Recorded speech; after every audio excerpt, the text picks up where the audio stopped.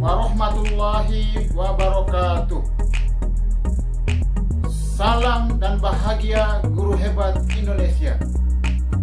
Perkenalkan, nama saya Ahmad Iji, SPD MPD, Guru IPA SMP Negeri 11 Konawe Selatan. Pada kesempatan ini, saya akan berbagi tips cara berpikir kritis dalam menyelesaikan permasalahan. Dengan berpikir kritis, Anda mampu mencari solusi yang tepat dan efektif untuk menyelesaikan permasalahan.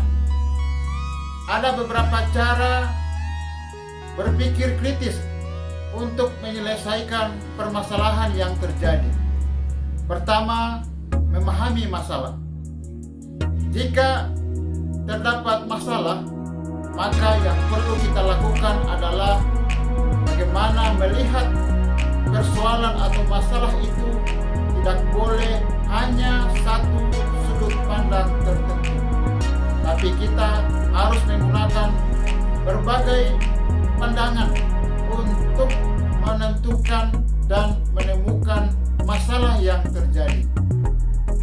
Dengan menggunakan berbagai sudut pandang dalam melihat persoalan, maka kita akan mampu memahami secara utuh permasalahan tersebut. Sekaligus kita bisa menilai solusi atau cara apa yang akan digunakan dalam menyelesaikan permasalahan yang terjadi. Yang kedua, brainstorming solusi penyelesaian. Dalam proses melakukan brainstorming, yaitu mencari penyebab terhadap terjadinya masalah, maka kita harus membuka diri untuk menerima ide-ide, saran, pendapat dari orang lain. Dalam proses melakukan brainstorming ini, kita tidak perlu untuk melakukan sendiri, tapi kita bisa melibatkan teman, rekan sejawat, atau tim kerja untuk mencari penyebab terjadinya masalah. Dengan melibatkan teman, rekan sejawat, ataupun tim kerja, maka kita akan menerima banyak ide, saran, ataupun pendapat, sehingga kita memiliki banyak pilihan untuk menemukan solusi yang tepat guna menyelesaikan permasalahan yang terjadi. Dengan itu pula, kita bisa mencatat ide-ide yang muncul dari pemikiran kita sendiri, ataupun mencatat ide-ide, saran, ataupun pendapat dari orang lain guna menentukan solusi yang tepat untuk menyelesaikan permasalahan yang terjadi. Yang ketiga adalah dengan menyusun rencana. Dalam menyusun rencana penyelesaian masalah, maka kita harus mampu menyusun perencanaan yang tepat dan matang.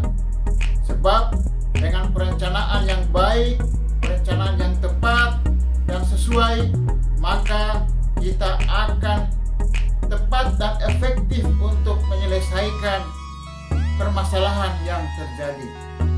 Yang keempat adalah menentukan cara alternatif untuk menyelesaikan permasalahan yang terjadi. Dalam menentukan cara penyelesaian terhadap masalah yang terjadi, maka tidak cukup kita menggunakan satu cara saja, tapi kita menyiapkan cara-cara alternatif lain untuk menyelesaikan masalah tersebut. Jika masalah pertama tidak berhasil atau gagal di dalam menyelesaikan permasalahan, maka kita bisa menggunakan opsi atau cara lain sebagai alternatif untuk menyelesaikan masalah. Itulah beberapa cara berpikir kritis dalam menyelesaikan masalah.